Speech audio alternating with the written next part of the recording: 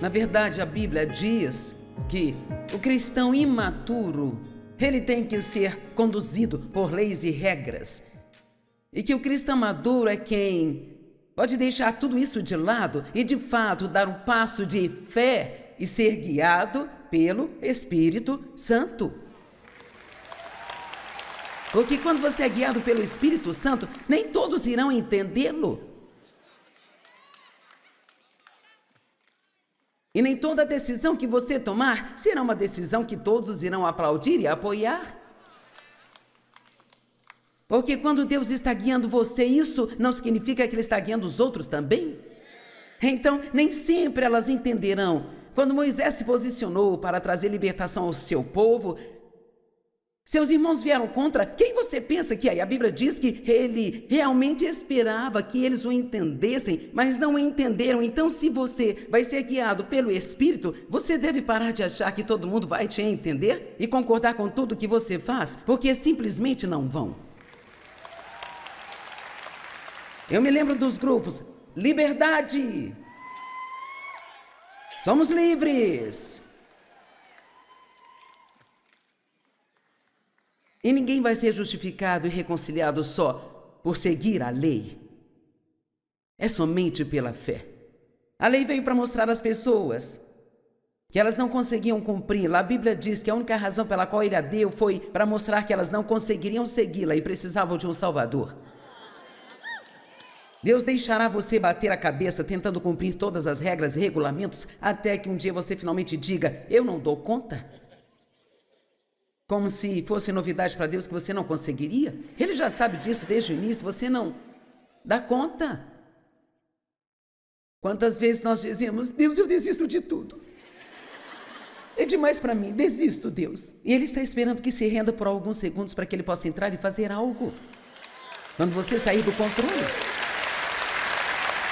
Então, você pode ser espiritual demais. De fato, você pode se tornar tão espiritual que já não é bom para a terra. Você pode se tornar tão espiritual que ninguém consegue se identificar com você. Não somos apenas espírito, também temos uma alma. Deus quer que nós nos alegremos e Ele nos chamou para viver uma vida equilibrada. E uma das coisas que mais me ajudou foi ler no livro há muitos anos atrás, onde ele dizia que precisamos parar de separar a parte secular de nossa vida da parte sagrada da nossa vida. Eu não coloco minhas coisas de Deus aqui na minha caixinha da religião e todas as minhas outras coisas aqui na minha caixinha secular, porque o que acontecia comigo é que quando eu estava usando o meu tempo para fazer coisas comuns, eu não me sentia assim tão espiritual quanto quando eu estava orando, ou lendo a palavra, ou ofertando, ou fazendo algum tipo de boa obra. Alguém consegue entender o que eu digo? Deus quer que você desfrute de tudo aquilo que você faz. Entenda que tudo aquilo que você faz pode ser espiritual se você fizer para Ele. Cada coisinha. Limpar sua casa pode ser espiritual. Trocar o óleo do seu carro pode ser espiritual. Ir ao supermercado pode ser espiritual. Qualquer coisa pode ser espiritual se você fizer para Deus e estiver em comunhão com Ele enquanto faz isso. Vamos, dê um brado de louvor a Deus. Agora, vamos falar sobre alguns sintomas do legalismo, porque se você tem isso, eu quero que você identifique. Primeiro, não existe alegria. Nenhuma. Uma das formas pelas quais eu posso reconhecer que a unção de Deus não está em algo para mim é que não importa aquilo que eu faço, eu simplesmente não consigo gostar daquilo. Veja, sabe, eu não... Sim, todos fazemos coisas que não queremos realmente fazer, sabe?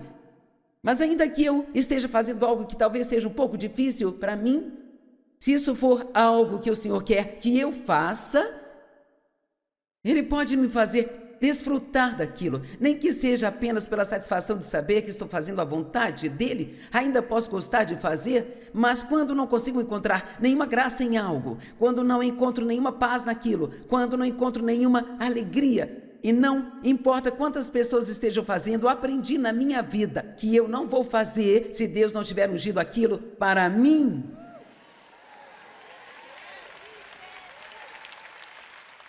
Ok, vou deixá-lo refletir um pouco. Então você pode pensar: quer dizer então que eu deveria gostar de tudo aquilo que eu faço? Não estou falando de se divertir.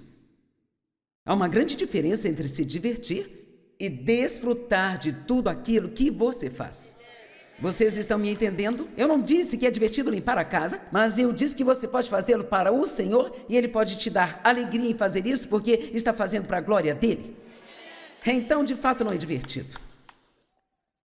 Vamos para João capítulo 9. É a história de um menino que nasceu cego e os fariseus, os legalistas, os caras religiosos, eles sempre querem uma razão para tudo, sabe? Então, perguntaram para ele: mestre, quem pecou, este homem ou seus pais? No verso 2, para que ele nascesse cego. E Jesus respondeu: não foi porque este homem ou seus pais pecaram, mas ele nasceu cego para que a obra de Deus fosse manifestada, exibida e representada nele. Verso 4.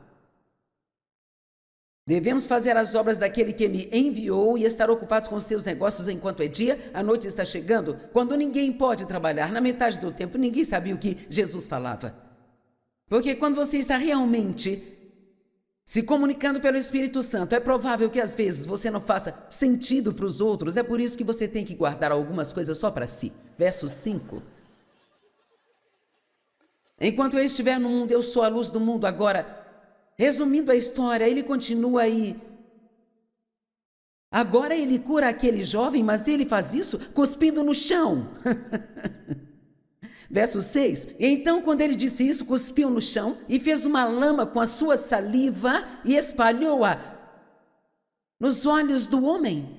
E disse-lhe para ir e lavar-se no tanque de Siloé. E aposto que Jesus enlouqueceu aquele povo. Imagina se do nada eu chegasse com uma grande poça de cuspe aqui ou cuspisse num balde de terra e descesse e esfregasse isso nos olhos de alguém. Eu vou te falar uma coisa, ele era totalmente fora da caixinha. Jesus era fora da caixinha. Ou melhor, ele quebrou a caixinha. Quando ele terminou, não havia mais caixinha para ninguém entrar nela. Acho que algumas das coisas que ele estava tentando mostrar com a maneira diferente de fazer as coisas era: esqueça os métodos. Nem sempre a mesma coisa vai funcionar. E talvez eles esperassem que da próxima vez que um cego aparecesse, então ele cuspisse, fizesse lama, esfregasse nos seus olhos e ele agia de forma diferente só para deixá-los coçando a cabeça. E é muito interessante se você tirar um tempo para ler tudo isso, porque, sabe, aqueles caras não entenderam por que o rapaz foi curado. Bem, ele não era cego de verdade. Ah, você não conseguiria curá-lo? E de qualquer forma, mesmo que o tenha curado, é sábado. Veja, quando você está andando com um legalista, mesmo que faça algo certo, você vai estar fazendo da maneira errada, no dia errado, na hora errada. Em outras palavras, um dos sintomas do legalismo é que sempre há alguma coisinha errada com absolutamente tudo. Nada parece estar ótimo. Existe sempre uma coisinha errada em tudo, sabe? Há sempre um pouco de negativismo. Cara, eu costumava ser assim, até que finalmente cansei de mim mesma. E quando você finalmente se cansar de si mesmo, você clamará a Deus para mudar você. E não se importará com a ferramenta que Ele usará para isso. Amém?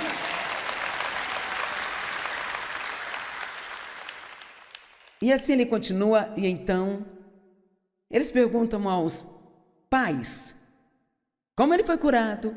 Não sabemos como ele foi curado, perguntem para ele, eles foram até ele. Como você foi curado? Quem te curou? Para onde ele foi? E finalmente o rapaz se cansou de discutir e disse: olha, eu não sei quem ele era, para onde ele foi, o que ele fez. Tudo o que eu sei é que eu era cego e agora eu vejo. Amém? E, sabe, às vezes eu vou a algumas entrevistas que as pessoas querem fazer comigo e elas não são cristãs. E é como se elas ficam tentando fazer com que você ajude-as a entender. Bem, agora, diga-me novamente. Como é mesmo que você faz isso? Onde você estudou tudo isso? Bom, não estudei tanto assim. Bem, onde você tirou o seu diploma? Eu tenho alguns, mas são honorários. Bem, o que qualifica você? Bem, a unção qualifica você.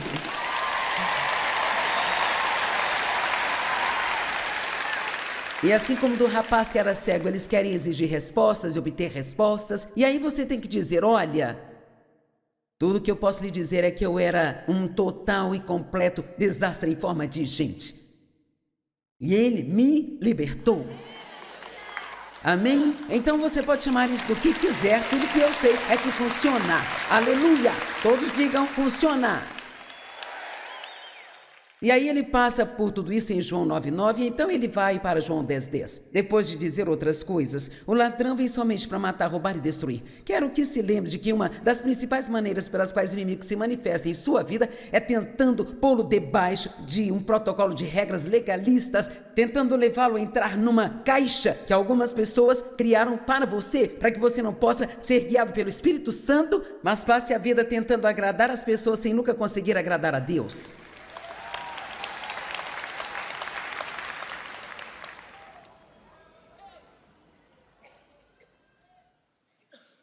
As pessoas legalistas impõem as suas regras a outras pessoas.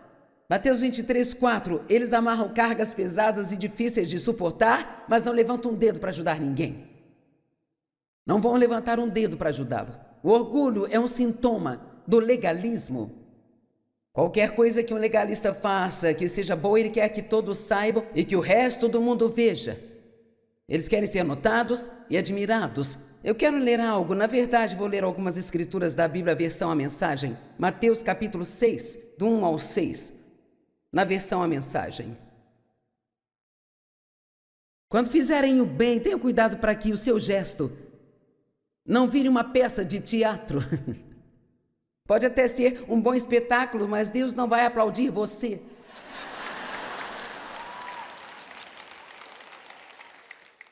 Quando for ajudar alguém, não chame atenção para você mesmo. Você já viu gente assim em ação? Tenho certeza, são os atores. Eles vão orar nas esquinas como se elas fossem palcos, atuando para o público. Interpretando apaixonadamente, contanto que os estejam vendo. Interpretam para as multidões, recebem aplausos, mas é tudo o que conseguem. O que fizermos para sermos vistos pelos homens, perderemos da nossa recompensa. Amém?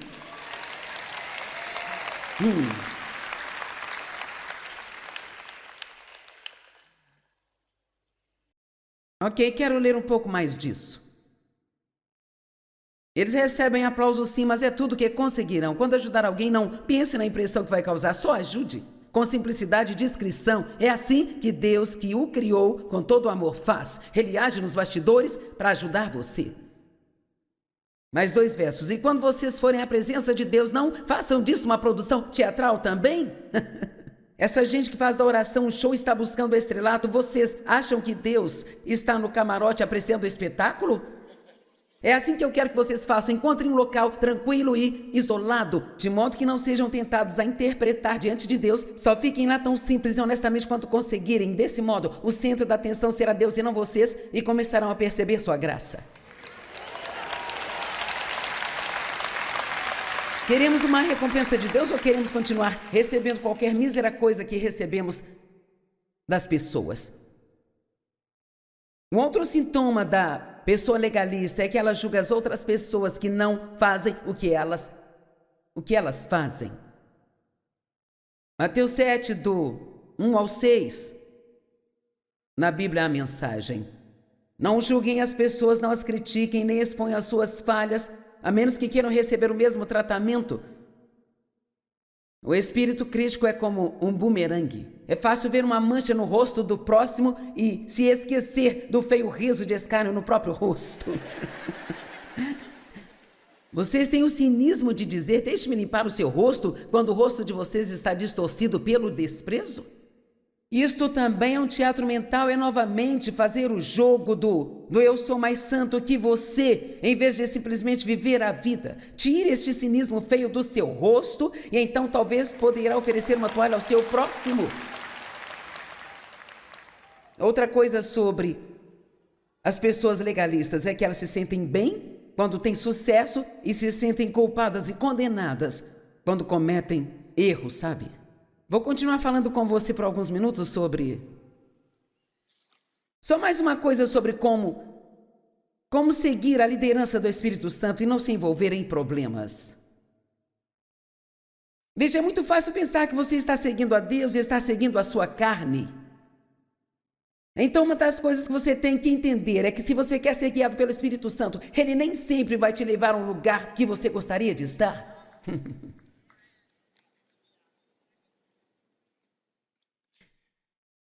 Vamos pensar em Jesus lá em Lucas capítulo 4. A Bíblia diz que ele foi levado pelo Espírito Santo ao deserto para ser tentado pelo diabo por 40 dias e 40 noites. Vocês ficaram quietos agora? Ele foi conduzido pelo Espírito Santo para o deserto, sabendo que ele realmente iria passar por muitas coisas difíceis. O apóstolo Paulo, se você ler em Atos, em outros lugares, ele escreveu, o Espírito Santo confirmava para ele várias e várias vezes que se ele fosse para aquela cidade onde estava sendo direcionado, que ele sofreria perseguição, talvez seria espancado e preso, e ainda assim ele ia e fazia o que acreditava que Deus queria que ele fizesse. Aqui em nossa sociedade ocidental, realmente não sabemos muito sobre pagar qualquer tipo de preço, sabe? Para servir a Deus. E honestamente, nem eu, nem você, eu fico feliz por não vivermos em um lugar onde temos que sofrer tanto quanto algumas pessoas sofrem, mas eu estou dizendo, é melhor nós nos prepararmos um pouco, sabe? Porque eu quero estar pronta se as coisas ficarem mais difíceis, não quero ser fraca, reclamona e chorona o tempo todo porque as coisas não estão saindo do meu jeito. Como saber quando você está sendo guiado pelo Espírito? Precisa conhecer a palavra? Com certeza. E isto leva tempo. E você vai melhorando e melhorando no decorrer do tempo. Olho para trás, tinha coisas que eu achava que era o Espírito me levando a fazer e elas não funcionaram. De vez em quando ainda existe algo que eu sinto que Deus está me levando a fazer e nada disso funciona. Ainda estou aprendendo e você terá que aprender também. Mas temos que nos comprometer a seguir a liderança do Espírito Santo. A Bíblia diz em Romanos 8,14 que todos os que são guiados pelo Espírito de Deus são filhos de Deus. É preciso ser uma pessoa madura, não um bebê cristão, mas uma pessoa madura que esteja disposta a realmente se posicionar e assim tentar seguir o Espírito Santo. Na verdade, nos sentimos mais seguros às vezes se nos encaixotarmos dentro de um monte de regras e regulamentos, fazendo a mesma coisa que todo mundo está fazendo. Mas quando você sabe que você sabe que você sabe que Deus quer que você faça alguma coisa, então tem que dar um jeito de se levantar e descobrir. E se você der um passo e não for de Deus, nunca tenha medo de dizer, eu errei, Deus. Eu acabei de cometer um erro, Deus, mas agora eu posso aprender com isso e eu não vou parar, eu não vou desistir. Eu me recuso a viver essa pequena, insignificante, ilimitada existência. Eu vou ser guiada pelo Espírito Santo, onde há criatividade e a vida, e há refrigério, e a novidade, e a alegria em tudo aquilo que eu fizer.